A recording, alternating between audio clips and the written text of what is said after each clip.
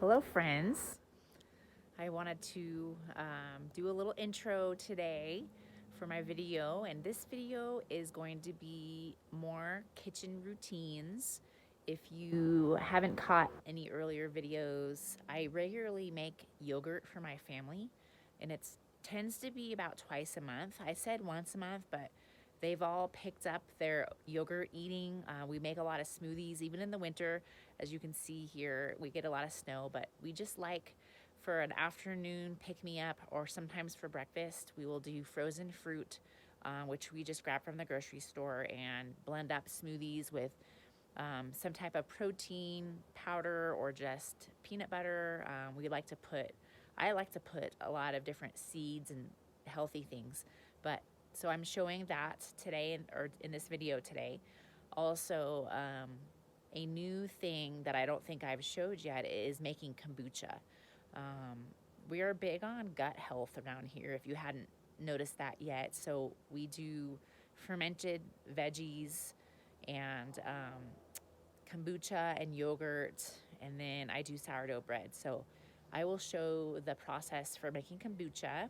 I normally don't make it in the winter, but I was out of town last week and I picked up a bottle from a gas station just to drink while I drove. And kombucha, it's so expensive at the store. It was like over $4 for just like a 12-ounce bottle. And so I just thought, maybe I'll restart making it right now for just kind of a nice, bubbly, healthy drink full of all those good things for your gut. Also, as you know, typically people are getting sick more this time of year, and so why not add a little bit of good kombucha for the live cultures and our immune system. So that is the bulk of the video this time. I also made elderberry syrup. We picked elderberries late summer this year, and we try to do every year because they grow up here. And so I stick them in the freezer, and then whenever we need more elderberry jam or elderberry syrup, I make a batch. So that's going on in the video too. As always, thank you guys for watching, and please leave a comment below and let me know if you like to cook in the kitchen or bake or DIY. What are your routines that you're always making for your family? And or if you don't do a lot of that, what would you like to start? It's just part of taking care of our health and taking care of nutrition, and we do a lot of things on our own, saving money versus buying store-bought. If you're new to the videos, I live almost 2 hours from the grocery store. So I just can't go buy yogurt whenever we want it or whenever we run out. And so you learn that it's easier to make a lot of things on your own. You keep just some basic ingredients on hand. And I wish I had my own cow, because, gosh, that would be amazing. We go through a lot of milk, which I have to ration that. So we do freeze milk too. But anyway, thanks for watching, and introduce yourself in the comments.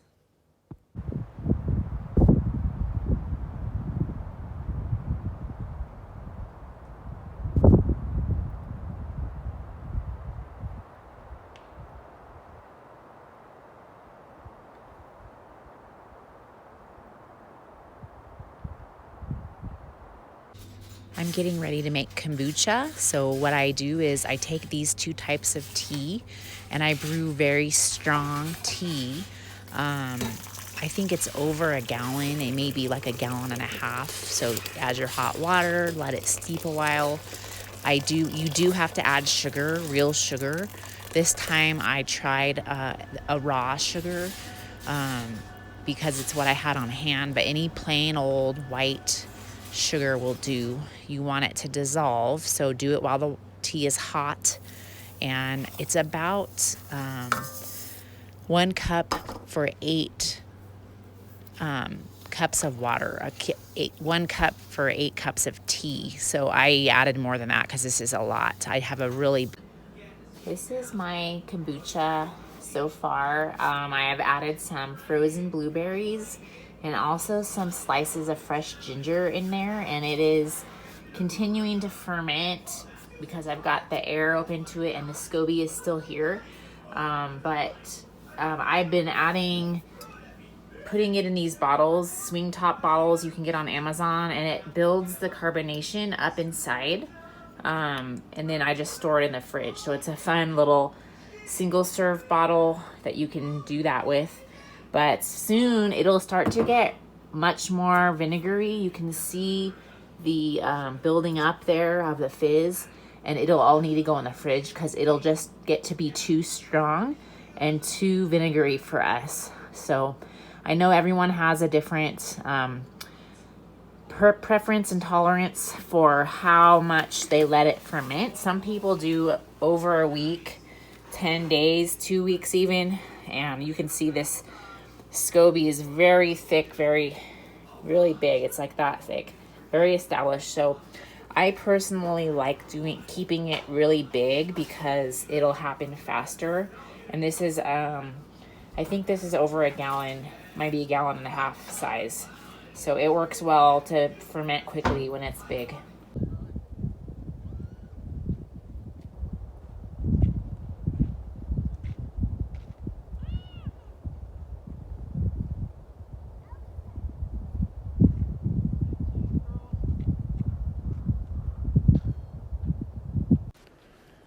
It's time to make another batch of yogurt.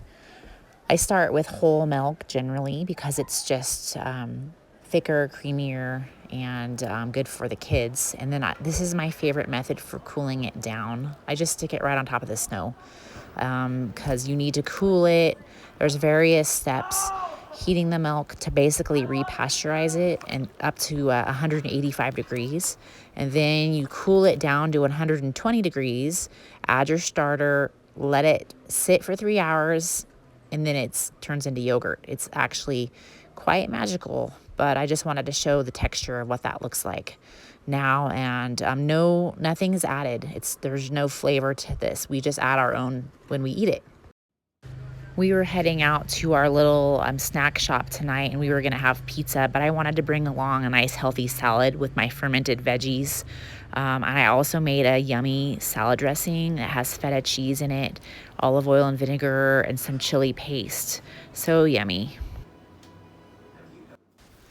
It's time for me to mix up a batch of elderberry syrup. Here is the big trash bag from what we picked this summer. And here we go with the frozen elderberries. There's a lot of little debris in there, so I do pick through and pull those out, the leaves and the little stems. I don't do it perfectly because it is going to be strained out at the end because it's just syrup. So none of the seeds or other little debris will be there. But look at how little they are. And they taste a lot like blackberries when it's with the jam or with juice. Just going through, picking things out.